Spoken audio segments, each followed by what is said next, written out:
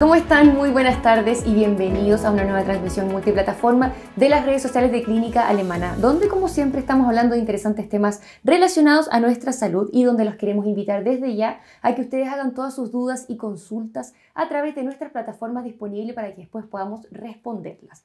Y les cuento un poco sobre el tema que vamos a hablar el día de hoy, el colesterol, una sustancia que se encuentra en nuestra sangre. Si existen altos niveles de colesterol, se puede aumentar el riesgo de sufrir una enfermedad cardíaca. Los hábitos y el estilo de vida juegan un importante rol a la hora de mantener nuestros niveles de colesterol, pero ¿cuándo es necesario consultar con un especialista? ¿Cómo podemos bajar nuestros niveles de colesterol? Esto y mucho más lo queremos conversar hoy día junto a nuestro invitado. ¿Cómo está? El doctor Luis Morales, cardiólogo. Bienvenido. ¿Cómo está? Bien, Fran, muchas gracias por la invitación, y encantado de poder conversar y discutir algunos temas relevantes sobre el colesterol. Eso, y súper bien, porque también además estamos en el mes del corazón, así que es aún más importante poder conversar sobre este tema. Y doctor, le quiero preguntar, ¿qué es el colesterol? Porque se habla mucho, pero ¿qué es lo que es? Sí, mira, el colesterol es un tipo de grasa que está en la sangre. Eso es en esencia, ¿ya? Hay varios tipos de grasa en la sangre y de la misma forma que tú, por ejemplo, encuentras aceites, distintos tipos de aceite en temas como, por ejemplo, para cocinar, mantequillas, margarina, aceite de oliva. Bueno, dentro de la sangre también existen como distintos tipos de grasas, por así decirlo, y el colesterol y otras partículas que están como formando parte del colesterol son grasas que están en la sangre, el colesterol, triglicéridos. Perfecto. ¿Y el colesterol, sí? Son indispensables para la vida. Claro, o sea, me imagino, porque forman parte de nuestro cuerpo. Absolutamente. Tener grasas en la sangre, que sea colesterol o triglicéridos o distintas partículas de colesterol, son indispensables para poder vivir. Claro, por supuesto. ¿Y el colesterol malo? ¿Qué es lo que es? ¿Es malo realmente el colesterol o no? Sí.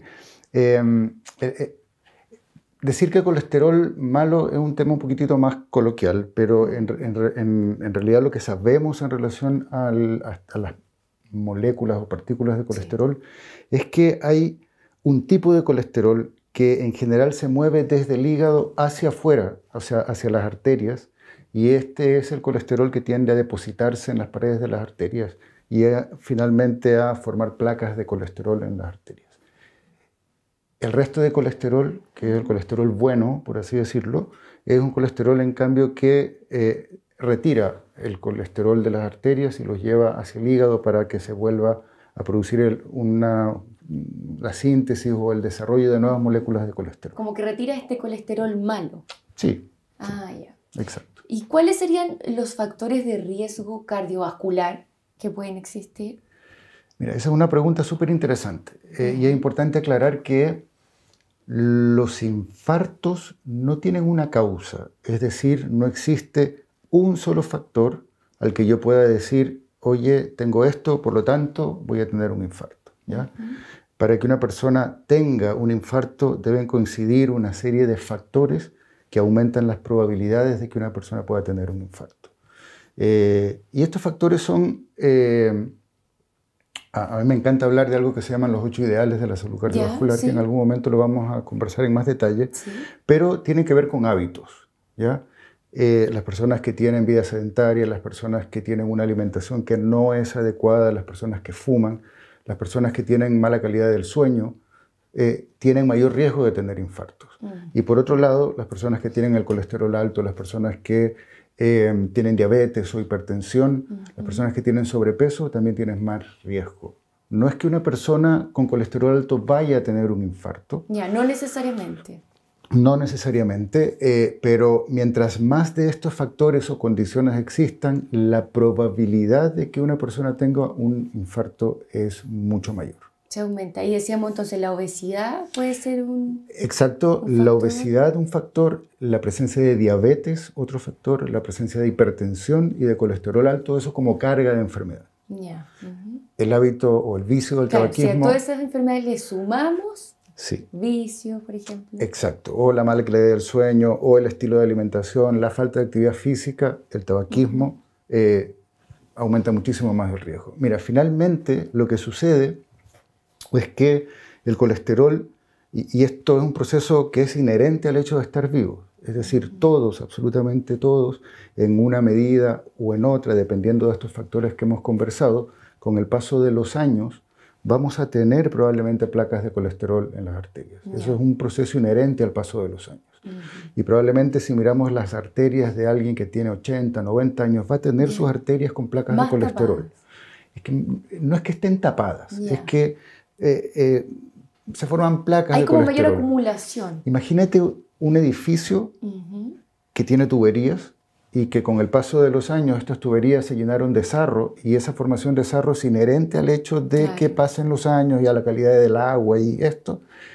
Pasa lo mismo o muy parecido en las arterias. En la medida en que pasan los años, la probabilidad de que tengamos placas de colesterol aumenta. Y el problema con esas placas de colesterol es que pueden pasar dos cosas. Uno, que una placa puede crecer a lo largo de años, ¿ya?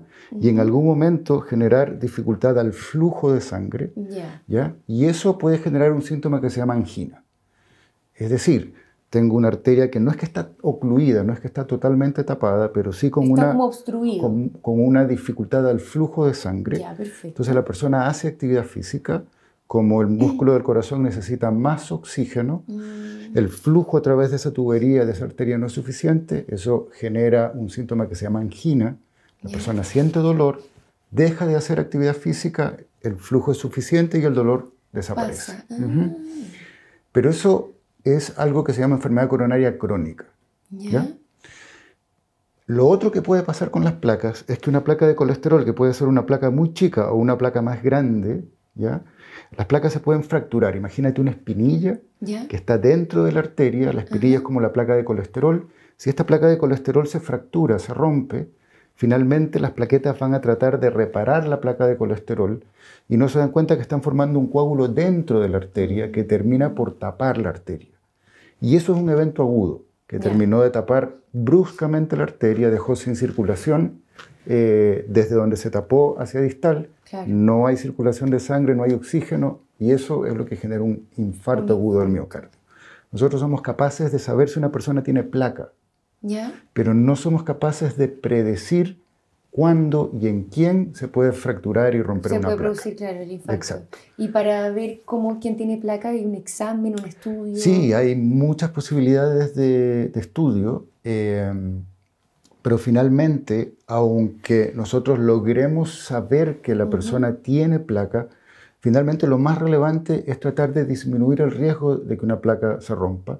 Y esto implica, por un lado, los hábitos, y es lo más importante, porque en la medida en que yo no fumo, hago actividad física, duermo bien y me alimento bien, las placas de colesterol o no siguen creciendo o las placas de colesterol se estabilizan, es decir, la piel que cubre las placas se pone más dura, más firme y tiene menos riesgo de romperse. ¿Ya?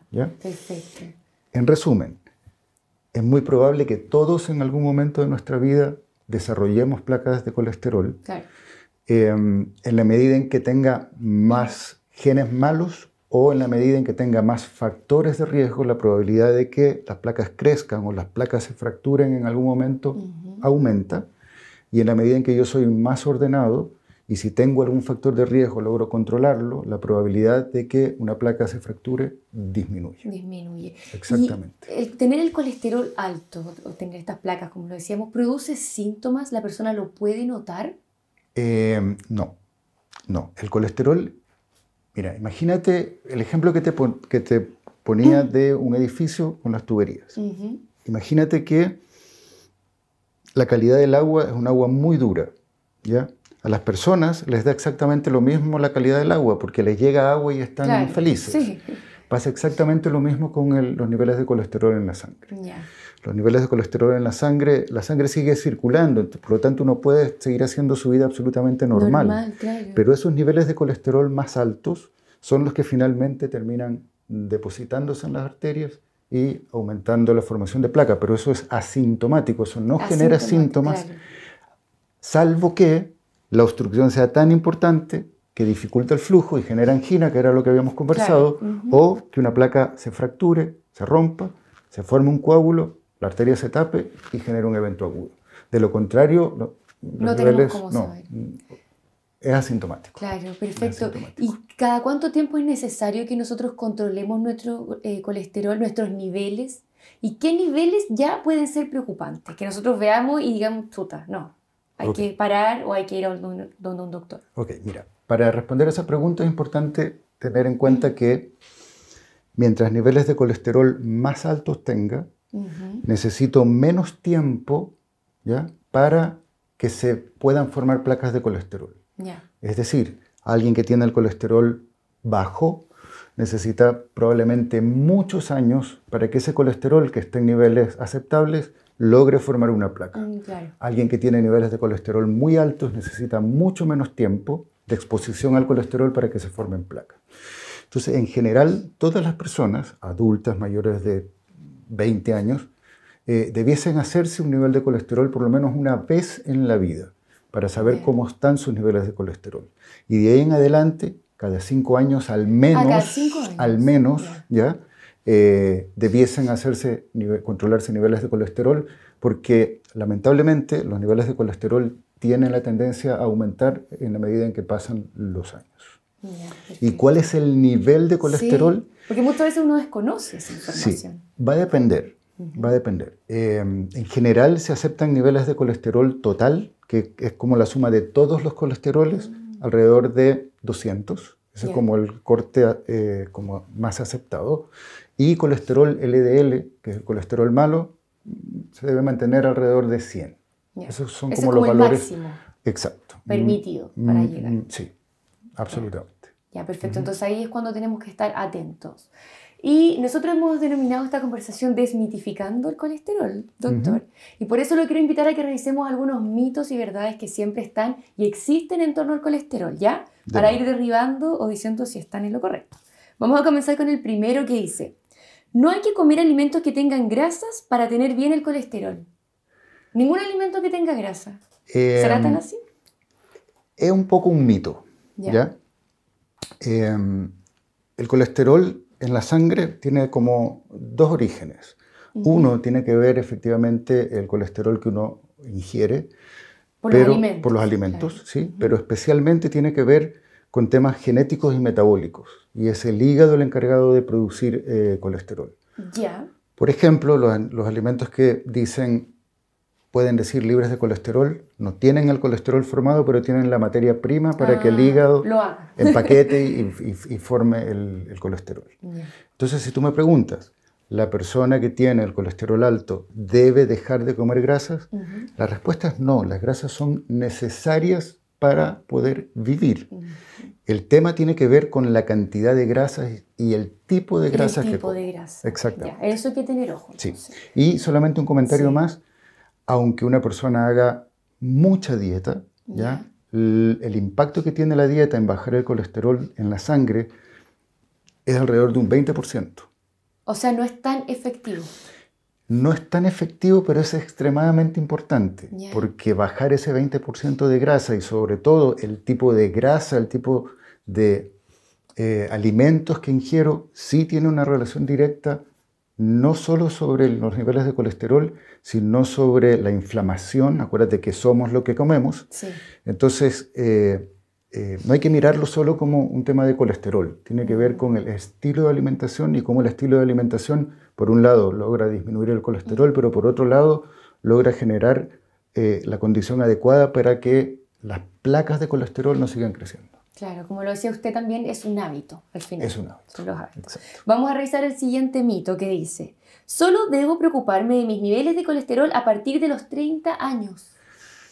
¿Será tan así con los niños, con los más jóvenes? ¿Qué pasa? Que muchas veces los jóvenes se sienten como que no les va a pasar nada. Sí, hay dos comentarios al respecto. Primero, el uno tiene que ver con antecedentes familiares. ¿Ya? Hay que tener en cuenta eso siempre. Exacto. Y el otro tiene que ver con qué tan altos están mis niveles de colesterol. Hay condiciones que se llaman dislipidemias familiares y que se asocian generalmente a genes de mala calidad, o más que genes de mala calidad, sino que son genes que se asocian a niveles de colesterol más altos. Y obviamente, si alguien tiene una dislipidemia familiar, probablemente tenga niveles de colesterol desde muy chico, ¿ya? alguien de 16, 18 años ya pudiese tener niveles de colesterol muy altos. ¿Ya? Y acuérdate lo que conversamos, mientras más altos los niveles de colesterol, necesito menos tiempo para formar placas. Claro. Entonces, pudiese ser alguien que empezó con niveles de colesterol altos muy precoz en relación a una dislipidemia familiar y que ya a los 35 años tenga placa. ¿Me entiendes? Y ya a los 35 años con placa tiene riesgo de poder tener un infarto. Chuta. ¿Sí? Entonces ahí hay que estar bien atento. Exacto. Entonces, ante tu pregunta, más de 35 o más de 30, ahí es donde empieza a aumentar más el riesgo, pero no significa que antes alguien no se deba controlar los niveles de colesterol. Y si alguien no se ha controlado antes de esa edad, me imagino que con mayor razón lo tiene que hacer. Absolutamente. Desde los 30 en adelante. Ya, vamos a ver el siguiente mito o verdad, y dice, las grasas de buena calidad ayudan a mejorar el colesterol en la sangre. Absolutamente cierto. ¿Verdadero? Sí, absolutamente. ¿Y cuáles serían estas grasas de buena calidad? Mira, no solo me voy a referir a las grasas de buena calidad, sino al estilo de alimentación. ¿Ya? La dieta cardiovascular ideal, es decir, la dieta que disminuye el riesgo no solo de bajar el colesterol, sino de disminuir eventos, es una alimentación estilo mediterráneo, que más que una dieta es un estilo de alimentación. Claro. Y tiene que ver con disminuir la ingesta de carnes rojas, no más de 2 veces a la semana. Aumentar la ingesta de pescado y marisco más de 3 veces a la semana. ¿Ya? Comer legumbres, vegetales, frutos secos, aceite de oliva. ¿Por qué? Porque esos alimentos tienen grasas que son de mejor calidad. Tienen que ver con la cantidad de omega 3, tienen que ver con la cantidad de grasas poliinsaturadas o monoinsaturadas que tienen esos alimentos, que son grasas beneficiosas. Que nos ayudan al final, que aportan algo a nuestro cuerpo. Vamos al siguiente mito que dice, si tengo el colesterol bajo, no tengo riesgo de sufrir un infarto. Si voy a un examen y digo, ya, está todo bien, me relajo, no me va a pasar nada. Sí. ¿Será tan así? No es tan así, lamentablemente.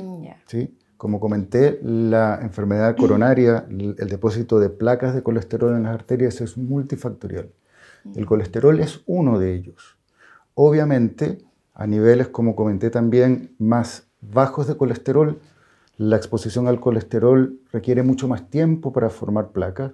Si tengo colesterol muy alto, requiero menos tiempo. Claro, más rápido. Pero, y esto es un tema súper importante, finalmente lo que genera la placa es el depósito de colesterol en la piel que cubre las arterias. Imagínate una tubería, la piel que cubre las arterias se llama endotelio.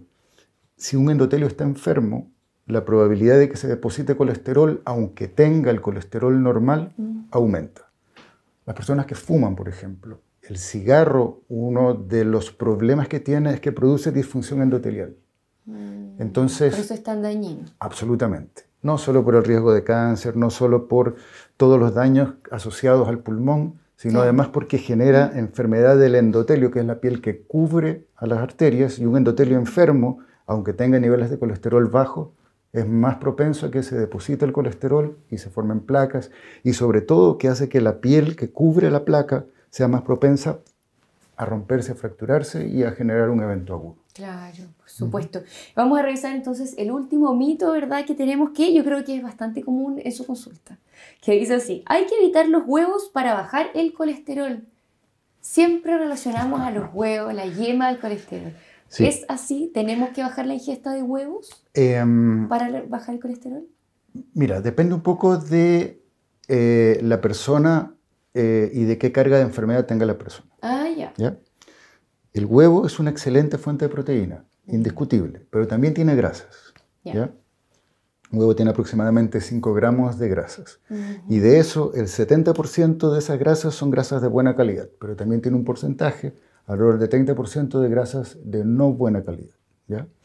Entonces, si debemos o no suspender la ingesta de huevos, sí, la respuesta es no. No. ¿Ya? Porque grasas necesitamos comer. El tema es si me voy a comer 10 huevos o un huevo. Claro, ¿entiendes? la cantidad. Absolutamente. Y sobre todo, ¿qué más como? Porque es distinto que me como un pedazo de pescado, por ejemplo, con una ensalada que tenga algún preparado de huevo, ¿me O un entiendes? huevo duro, o las preparaciones del huevo también, Sí. diferentes. A que me como un pedazo de carne gigantesco de carne roja, más pan con mantequilla y además un huevo. Un huevo frito. ¿Me entiendes? En ese caso. Exacto. Claro. Entonces, no hay que satanizar el huevo. Ya. Como te digo, es una muy buena fuente de proteínas, tiene grasas, la mayoría de grasas son absolutamente saludables, tiene un poquitito de grasas malas en el fondo.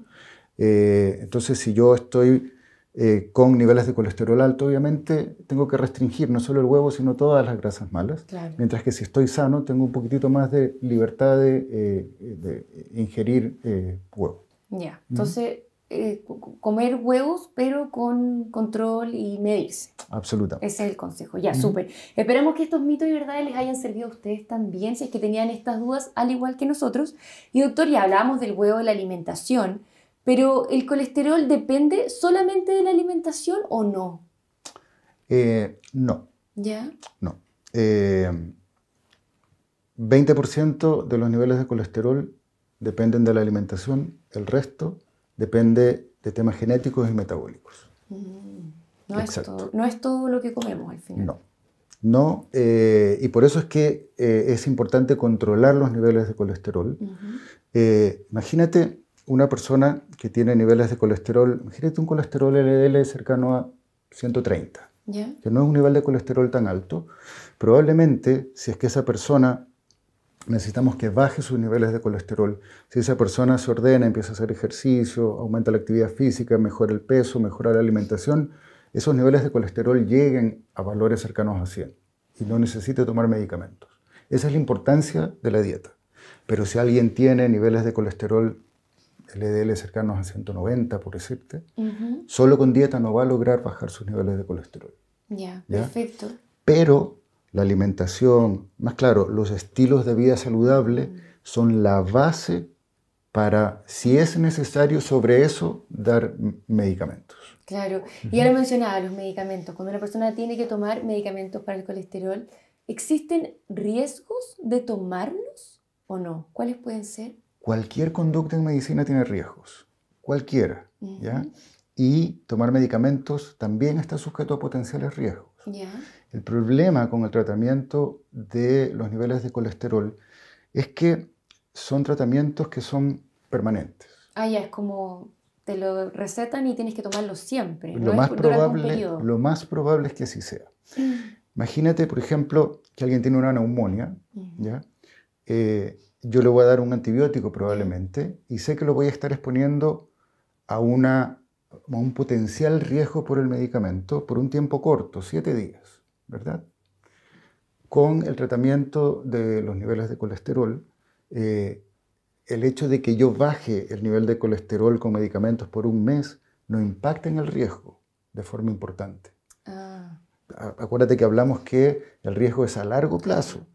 Entonces yo necesito, para disminuir el riesgo de formación de placa y de eventos, necesito mantener niveles de colesterol en rango bajo durante muchos años para impactar en el riesgo. Esto es más o menos como un depósito a plazo.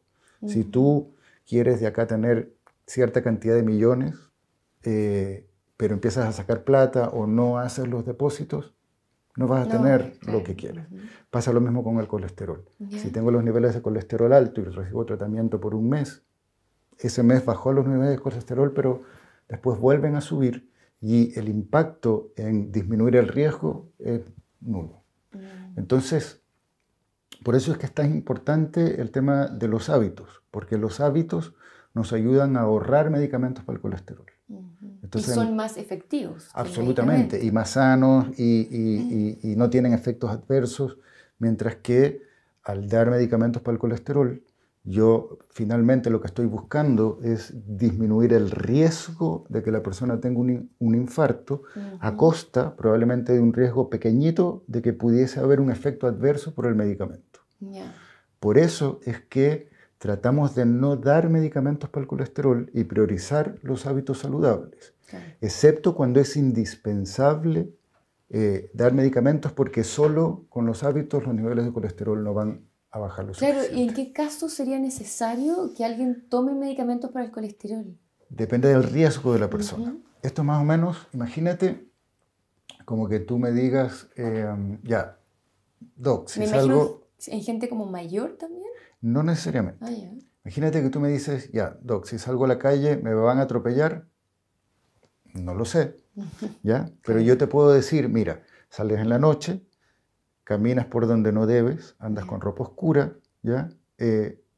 Si te van a atropellar o no, no lo sé, pero estás haciendo cosas que van a predisponer a que te puedan atropellar. Entonces yo te puedo decir, mira, mejor, si vas a salir en la noche, no salgas con ropa oscura, utiliza una lucecita reflectante, Claro. cruza la calle por donde debes cruzar. Ya, pero ¿me van a atropellar o no? No lo sé, pero las probabilidades que te Disminuye. atropellen son muchísimo menores. Esto es un poquitito lo que trata de ejemplificar los factores de riesgo cardiovascular. En la medida en que menos factores están, la probabilidad de tener un infarto disminuye. ¿Ya? Entonces, en relación a tu pregunta sobre el colesterol es uno de estos factores de riesgo, quizá el más importante en formación de placa, y en la medida en que logro controlar los niveles de colesterol, la probabilidad de formar placa disminuye. ¿Y qué podemos hacer para bajar el colesterol? Si alguien nos está viendo y dice, pucha, tengo el colesterol alto y no quiero llegar a eso, a tomar remedio o algo, ¿qué podemos hacer? A ver, dos comentarios. Primero, la dieta es necesaria, la actividad física es necesaria, el control del peso es necesario. Ya. Esos son los tres factores que más impactan sobre el colesterol. La actividad física, el estilo de alimentación y el control del peso. ¿Ya? ¿Quiénes deben tomar medicamentos para el colesterol? Esa es una decisión absolutamente médica. Claro. ¿Ya? Absolutamente médica. 100%. Y esa decisión va a depender de cuál es el riesgo de la persona, porque si la persona tiene mucho riesgo de tener un infarto, vamos a ser más exigentes en bajarle los niveles de colesterol. Imagínate una persona que ya ha tenido un infarto, ¿ya? Independiente de sus niveles de colesterol, vamos a tratar de que ese nivel de colesterol llegue a 55 miligramos por decilitro, que es un nivel de colesterol súper bajo, porque sabemos que en la medida en que el colesterol está más bajo, la probabilidad de disminuir un evento disminuye de forma importante. Claro. Entonces, dependiendo del riesgo de la persona, tenemos metas más estrictas para el control de la presión para el control de los niveles de colesterol. Ya, perfecto. ¿Y cuáles son los otros factores de riesgo a controlar? Ya lo hablamos un poco sobre estos 8 ideales de la salud cardiovascular. Mira, además de estos 8 factores que hablamos, está también el tema del estrés, por ejemplo. Claro. Está el tema de la polución. ¿Ya? ¿De la polución? Sí, de la contaminación. Se asocia a mayor riesgo cardiovascular. ¿Ya? Entonces, como esto es una condición, insisto, multifactorial, hay muchos factores asociados, mientras esté expuesto a la menor cantidad de factores, mejor. Esto es más o menos como que tú estés peleando con alguien, una sola persona, y de pronto aparezcan 3 más, obviamente que... Voy a salir perdiendo. Totalmente.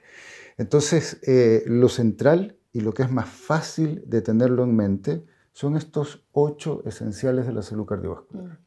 4 hábitos, los recalco nuevamente. Ya. No fumar, no fumar. No fumar. Segundo, controlar el peso. Tercero, el estilo de alimentación, que tiene que ver con una alimentación estilo mediterránea. Cuarto, la actividad física. ¿Ya? Importantes. Calidad del sueño. Dormir más de 7 horas al día. ¿Sí? Extremadamente importante. Y por último, 3 enfermedades que son bastante prevalentes, que son súper frecuentes en la población y que tampoco producen síntomas, que tienen que ver con la hipertensión, la diabetes y el colesterol alto. La hipertensión, la diabetes, el colesterol no producen síntomas. En general son asintomáticos. Son enfermedades silenciosas. Silenciosas, y todas aumentan el riesgo de tener infartos. Por eso es importante que estemos en chequeos con un médico permanente, hacernos exámenes de forma periódica, para tratar de descartar que hubiese esta carga de enfermedad. Ya, y si estamos bien, si está todo bien, controlarnos cada un año, ¿puede ser? ¿O? Sí, va a depender un poco, insisto. Primero... de los antecedentes de la persona. Exacto. Pero niveles de colesterol se deben medir idealmente cada 2 años, máximo cada 5 años. Máximo cada 5 años. Entonces Exacto. ahí quedó la recomendación clarísima para nuestro público, para que estén atentos también. Gracias, doctor. Y ahora lo quiero invitar, a propósito de nuestro público, a responder las preguntas que ya nos están llegando a través de las redes sociales de Clínica Alemana. Vamos a leer la primera, que dice así. Tengo hipotiroidismo. ¿Esa condición puede provocar tener colesterol alto? Sí. ¿Sí? Sí. Es un tema que no habíamos conversado, pero los niveles altos de colesterol pueden tener como 2 causas. ¿Ya? Una tiene que ver con ciertas condiciones que pueden aumentar los niveles de colesterol. El hipotiroidismo es una de ellas. Y la otra que tiene que ver con estos factores genéticos y metabólicos que habíamos conversado. Entonces, las personas que tienen hipotiroidismo pueden, o no siempre, pero tienen la tendencia a tener niveles de colesterol más altos. Ya. Efectivamente. Entonces, la respuesta Ahí, es... más que bajar el colesterol, es controlar el hipotiroidismo. Ah, y hay que poner más atención en eso. Exacto. En la medida en que con el hipotiroidismo tratado, los niveles de colesterol persisten altos, hay que preocuparse aparte de los niveles de colesterol. ¿Ya? Perfecto. Vamos a ver la siguiente pregunta que dice, ¿los ateromas se pueden rebajar? Los ateromas, palabra un poco rara. Sí, ¿qué son los ateromas? Son las placas de colesterol. Ah, ya, perfecto. Es como el nombre más técnico de las placas de colesterol. Más técnico, sí. Las placas de colesterol son placas ateromatosas, así las llamamos, o ateromas. Y las placas de ateromas se pueden rebajar. La respuesta es sí se pueden, pero no es un objetivo del tratamiento. ¿No es el objetivo del tratamiento? No es el objetivo del tratamiento. ¿Ya? Sobre todo es que no estamos controlando si las placas de ateroma disminuyen o no. Porque para ver si las placas disminuyeron necesitamos exámenes o muy caros y que exponen a cierto riesgo, ¿ya? O exámenes que son mucho más invasivos y hay que meter catéteres. Entonces no es un objetivo estar controlando que los ateromas disminuyan, pero lo que uno espera es que la mezcla de mejorar los hábitos más algunos medicamentos produzcan 3 cosas. Principalmente que la placa se estabilice y tenga menos riesgo de romperse. Segundo, que las placas no sigan creciendo e idealmente, pero insisto, no es un objetivo, que las placas disminuyan. Ya, perfecto. Ahí está clarísimo entonces la respuesta del doctor. Vamos a ver la siguiente pregunta que dice, hola, buenas tardes. Cuando se tiene colesterol total 212 y alto el colesterol LDL 134, pero hago deporte, no fumo, no tomo, no como fritura, pero sí como chocolate, galletas y cosas ricas, ¿debería tomar medicamento para regularlo? Ahí nos dio todos los antecedentes de su alimentación, de sus hábitos un poco. Sí, mira, no es una pregunta que tenga una respuesta fácil, porque se necesitan otros datos. Pero si uno mira solo ese nivel de colesterol, 134... Por los números que ella exacto, es muy probable que estos niveles de colesterol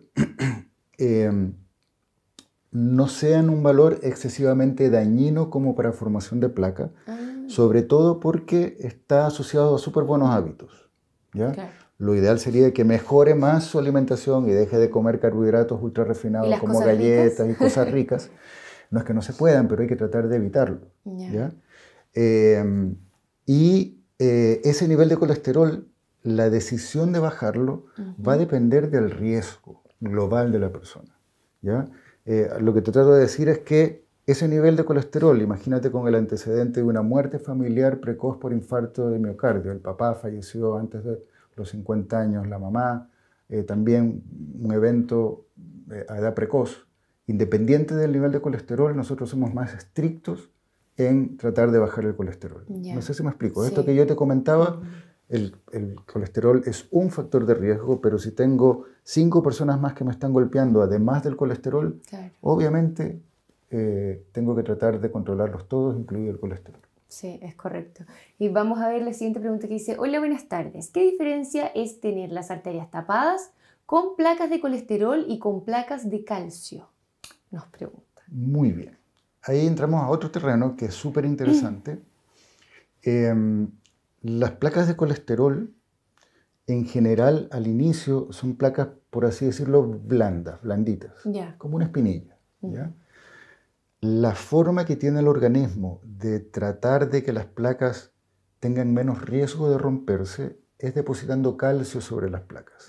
¿Ya? Para que queden como duras. Como más duras, por así decirlo. Entonces, una placa que está calcificada es una placa que tiene muchísimo menos riesgo de romperse. Las placas blandas, las placas que están sin depósito de colesterol, tienen más riesgo de fracturarse. Entonces, la presencia de calcio en las arterias coronarias habla de que esa paciente o de que ese paciente tiene placa.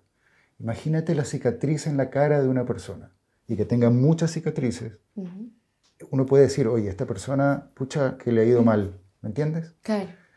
Pero son cicatrices. Pasa exactamente con el calcio en las arterias coronarias. Una cosa es la placa de ateroma blanda y otra cosa es una placa que está llena de calcio, y el calcio significa que hubo placa. Y si hay calcio depositado es porque probablemente tengo más placa en distintos como niveles de formación que aumentan el riesgo de tener infartos. Ya, perfecto. Ahí quedó clarísimo. Entonces, vamos a ver la siguiente pregunta que dice: hola, buenas tardes. ¿Cómo saber si el nivel de colesterol alto es a causa de un problema genético o de alimentación? Qué buena pregunta. Muy buena pregunta y tengo la respuesta. Eso, súper bien. Oye, a esta altura uno es capaz de hacer test genéticos para determinar el riesgo de que una persona pudiese tener eventos. Te insisto, ningún examen predice eventos. Evaluamos solamente riesgos. ¿Ya? Los test genéticos lo único que nos dicen, oye, si tú tienes genes malos, tienes más riesgo de tener, más probabilidades de tener eventos. Pero hay un dato súper interesante. Hay grupos de pacientes, cohortes de pacientes, que se han seguido durante muchos años, y en estos cohortes de pacientes hay pacientes que se sabía que tenían genes malos, es decir, que tenían mucho riesgo de tener eventos. Por antecedentes familiares. Por genes, por marcadores genéticos medidos y conocidos de que tienen más riesgo. ¿Ya? Y también habían personas con genes buenos. ¿Ya? A todos les dijeron, no fume, haga ejercicio, coma sano, controle su peso. ¿Ya?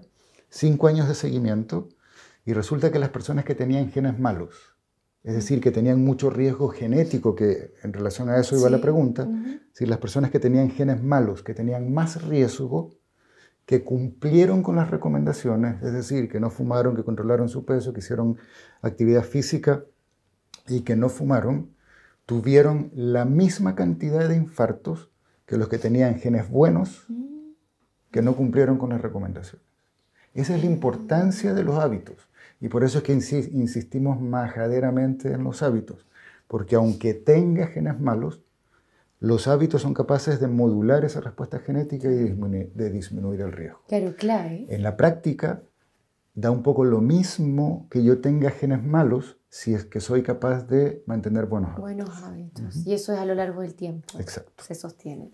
Vamos a ver la siguiente pregunta que nos llega y dice: ¿desde qué rango de colesterol alto se indica el uso de medicamentos? Sí. Ahí usted decía que los medicamentos siempre los tiene que dar, recetar un doctor, Absolutamente. Obviamente. Pero ¿desde qué rango más o menos? Depende. Nuevamente depende del riesgo. Depende del riesgo, y en la medida en que una persona tiene riesgo cardiovascular muy alto, es decir, que tiene muchas probabilidades en los próximos 10 años de tener un infarto, vamos a ser más exigentes en bajar los niveles de colesterol. Y ahí pudiese ser, por ejemplo, que alguien que tenga un riesgo cardiovascular muy alto, ¿ya? Y tenga niveles de colesterol cercanos a 110, vamos a tratar de llevar los niveles de colesterol más bajos, 70 probablemente, 55, ¿me entiendes? Entonces, no es que haya un valor para poder decir sobre esto o bajo esto tengo que tomar medicamentos, depende del riesgo cardiovascular. Obviamente, una persona que tiene colesterol LDL sobre 190, independiente de otros factores, hay que darle medicamentos para bajar el colesterol, porque esa persona con ese solo marcador está en riesgo muy alto de poder tener eventos. Claro, es más complicado. ¿Y hay alguna edad también que se asocia a tener más eventos, posibles eventos? Sí, en general es un poquitito distinto en hombres y mujeres. Sí, siempre ¿ya? se habla de eso, distintos hombres y mujeres. Exacto. Las mujeres que están todavía en edad fértil, los estrógenos son un factor protector de formación de placa. Ya. ¿Ya? Ese riesgo de la mujer desaparece, perdón, ese factor beneficioso, protector, desaparece cuando parte el climaterio, la menopausia. La menopausia. Y ahí el riesgo de la mujer empieza a subir rápidamente y se empieza a parecer al del hombre, que empezó mucho antes. En general, los hombres sobre 30, 35 años, 40 años, cada vez lo vemos más cerca. Más jóvenes, más sí. cerca, ¿sí? Ya empieza a aumentar el riesgo. Ya. Las mujeres, como te digo, no, porque tienen este factor protector de los estrógenos en relación a la edad fértil, fértil, que nos ¿sí? protege. Por eso, mujeres que tienen menopausia precoz, tienen ojo. que estar atentas con esto Exacto, también. Exacto. Bueno, así hay que estar atentas con todo, nomás, nada que hacer. Nos llega otra pregunta que dice, ¿cómo se relacionan las apoliproteínas A y B? Sí, no sé lo que leí. Doctor, si nos puedes traducir. Es una pregunta mucho más técnica. Sí. Voy a tratar de explicar un poquitito con palabras más simples. Ya. Todas las moléculas de colesterol, ¿ya? En realidad son una mezcla de proteínas y colesterol. Ya. Las apolipoproteínas son proteínas que le dan como estructura a la molécula del colesterol, ¿ya? Y según el tipo de apolipoproteína, sea A o B, va a ser el tipo de colesterol bueno o malo, ¿ya? Es un tema súper técnico que escapa un poco al motivo de la conversación, pero tiene que ver con eso, tiene que ver con la estructura del colesterol y las proteínas que ayudan justamente a formar la molécula de colesterol. Ya. Vamos a ver la siguiente pregunta, que yo creo que también hay harta gente que tiene esta duda. ¿El colesterol alto está relacionado con la hipertensión? No. Para nada. Para nada. Ya. Son factores de riesgo independientes. Totalmente distintos. Uno puede tener la presión alta, ser hipertenso y tener niveles de colesterol aceptables. Uno puede tener colesterol muy alto y tener presión normal. Si se juntan los dos, absolutamente. El riesgo aumenta. Aumenta exponencialmente. Sí. Y la siguiente pregunta dice, hola, me salió el colesterol total de 265 en mi posparto. Nunca lo había tenido tan alto. ¿Tiene que ver con el embarazo y lactancia? No tengo antecedentes médicos, tengo 39 años. Es joven y ese nivel de colesterol es alto, ¿o no? Sí, es un nivel de colesterol alto. El tema del embarazo, de la lactancia y los niveles de colesterol alto es un tema un poquitito más complejo. ¿Ya? Porque, y esto es súper importante tenerlo en cuenta, uno como médico prioriza la lactancia por sobre el manejo del colesterol, salvo que los niveles de colesterol estén exageradamente altos. Porque el periodo de lactancia será un año, la mujer está en edad fértil, por lo tanto está ese factor protector, y el daño causado por esa exposición de colesterol en poco tiempo es mínimo. No sé si me explico. En el fondo, entre dar medicamentos para que ese nivel de colesterol baje y que la mamá no pueda dar lactancia, claramente la lactancia es mejor. Porque el medicamento está contraindicado. Para la lactancia. Exacto, está contraindicado.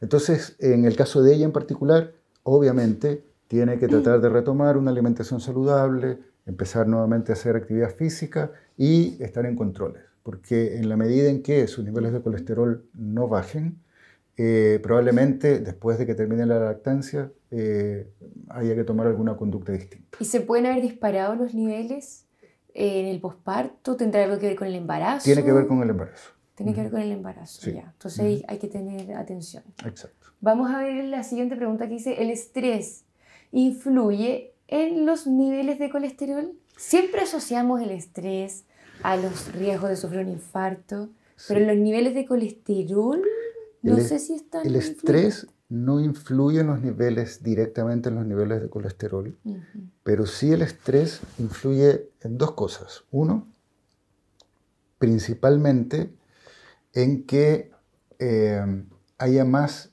predisposición a que el colesterol se deposite. ¿Ya? El estrés es una condición en la que el sistema nervioso automático, que es en el fondo el sistema nervioso que uno no controla, sino que tiene que ver con los niveles de presión arterial y con varios factores, el estrés genera una estimulación del sistema nervioso automático que finalmente puede generar daño a nivel de las arterias y esas arterias estar más predispuestas a que se deposite colesterol.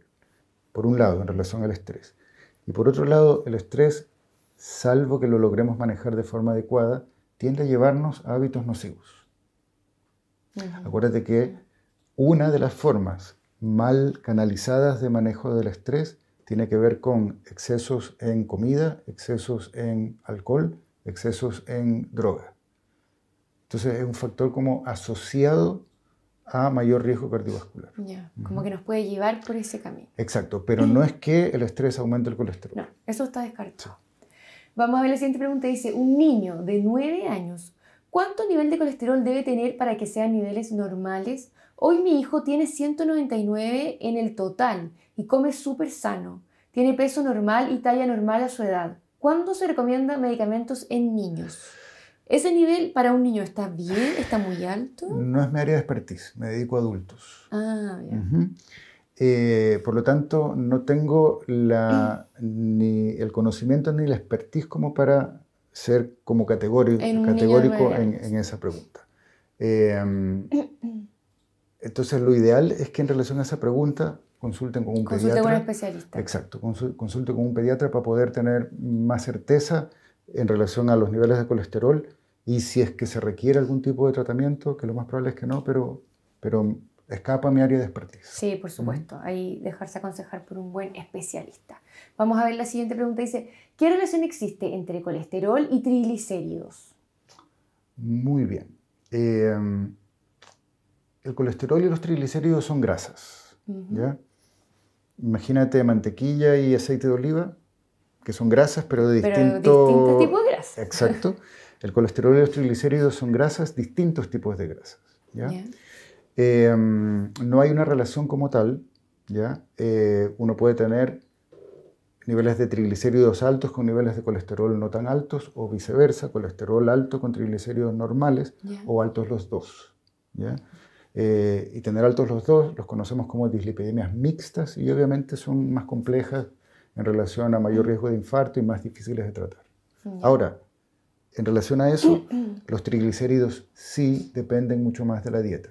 ¿Ya? Y no tanto de la ingesta de grasas como tal, sino de hidratos de carbono. ¿Ya? Perfecto. Entonces las personas que tienen los triglicéridos altos sí obtenemos resultados como fabulosos haciendo ejercicio, controlando el peso, mejorando la alimentación, suspendiendo el consumo de alcohol. Al final siempre volvemos a los hábitos. Siempre la respuesta nos lleva por ahí. Vamos a ver la siguiente pregunta que dice, ¿el uso de corticoides aumenta el colesterol malo?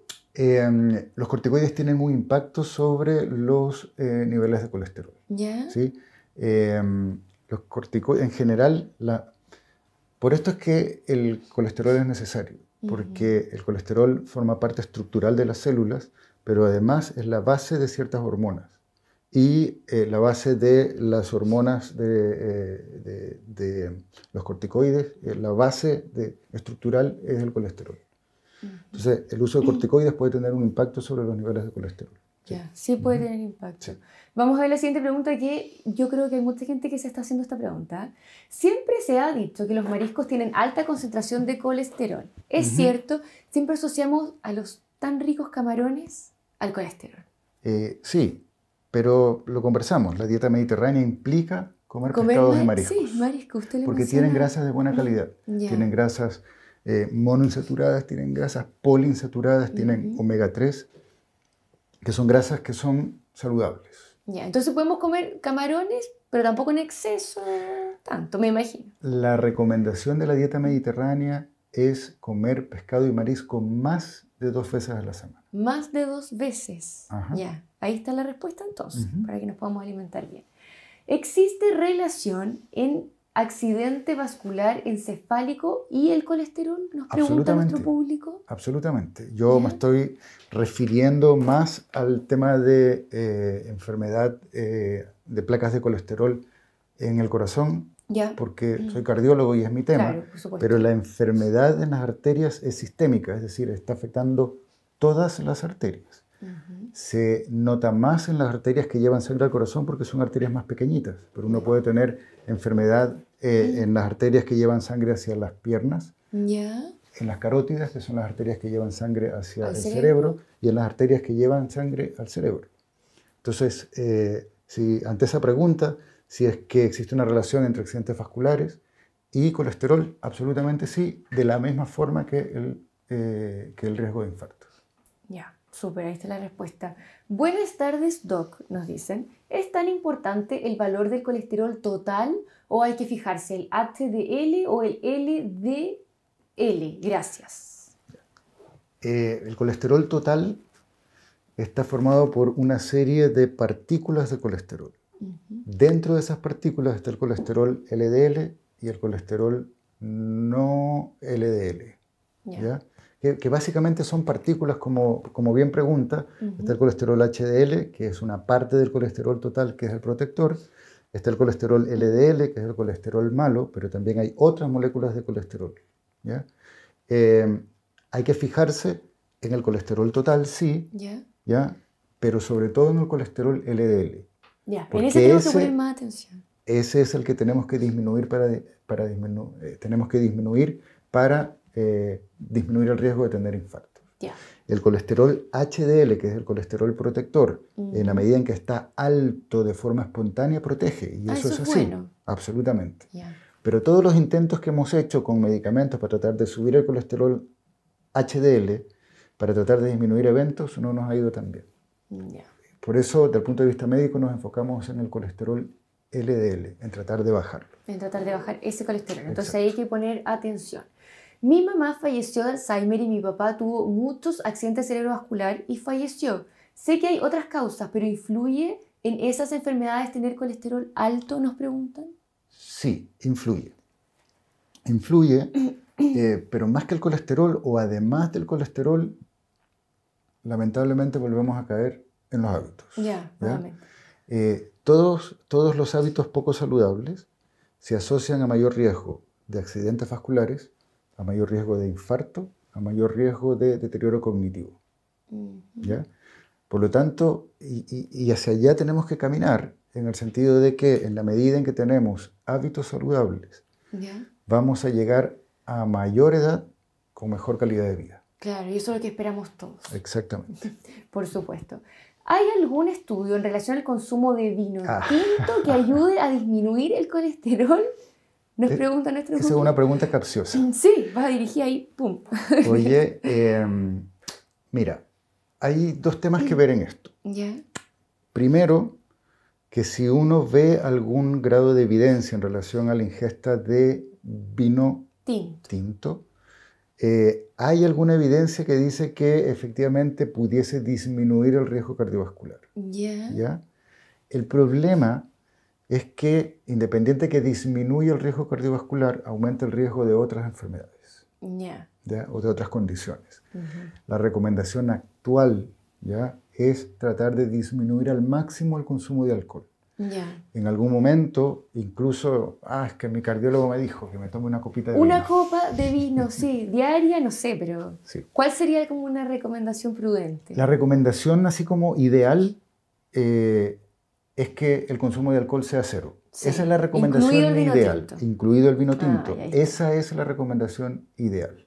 Ahora, que sea una recomendación que culturalmente sea factible, es un tema muchísimo más complejo, pero lo que hay que quitarse es un poco la idea de que el vino tinto tiene un factor protector, porque si bien es cierto que hay alguna evidencia de que disminuye el riesgo cardiovascular, aumenta el riesgo igual de otras enfermedades y condiciones. Entonces, claro, ojalá sea cero el consumo de alcohol. Ojalá tienda a cero. Sí, por supuesto. Y vamos a ver la última pregunta. Llegaron muchísimas de nuestro público, pero no alcanzamos a responder todas, lamentablemente. Doctor, ¿cuáles serían los efectos adversos de la rosuvastatina? Eso es... Sí, la rosuvastatina. Rosuvastatina es un medicamento. Un tipo de medicamentos que usamos para disminuir el colesterol. ¿Ya? Perfecto. ¿Cuáles serían los efectos adversos? Mira, absolutamente todos los medicamentos tienen potenciales efectos adversos, ¿ya? Desde tomar un paracetamol, tomar un ibuprofeno, tomar un antibiótico, tiene potenciales efectos adversos. Y nosotros damos un medicamento cuando el beneficio de usar el medicamento es mayor que el riesgo potencial de usar el medicamento, ¿ya? Y por eso es que nosotros tratamos de seleccionar súper bien las personas que se benefician de usar medicamentos porque tienen un riesgo mayor y al bajar ese riesgo el beneficio es mucho, ¿me entiendes? Entonces seleccionamos muy bien las personas que se benefician de tomar medicamentos porque efectivamente las estatinas, incluida la rosuvastatina, pueden tener potenciales efectos adversos. Yo diría que son dos los principales. Uno tiene que ver con el músculo, ¿ya? Que pudiese generar dolor muscular. No es frecuente, pero puede generar dolor muscular y incluso puede generar daño en el músculo. Y lo otro es que puede producir aumento de las enzimas hepáticas, las estatinas en general. Ahora, la probabilidad de ese evento adverso es muy bajo, pequeñita, comparado con el beneficio que nos da ese bajar el colesterol, especialmente en personas de mucho riesgo. Ya, perfecto. Entonces ahí está clarísima la respuesta. Doctor Luis Morales, cardiólogo de la clínica, le quiero agradecer por esta conversación donde aprendimos muchísimo y además que estamos viviendo el mes del corazón, así que es mucho más importante tomar conciencia sobre este tema. Gracias por la invitación. Qué bueno, muchas gracias, doctor, y nosotros nos vemos en una próxima ocasión. Si ustedes quieren volver a ver esta entrevista lo pueden hacer a través de las plataformas disponibles de Clínica Alemana. Que estén muy bien y hasta la próxima.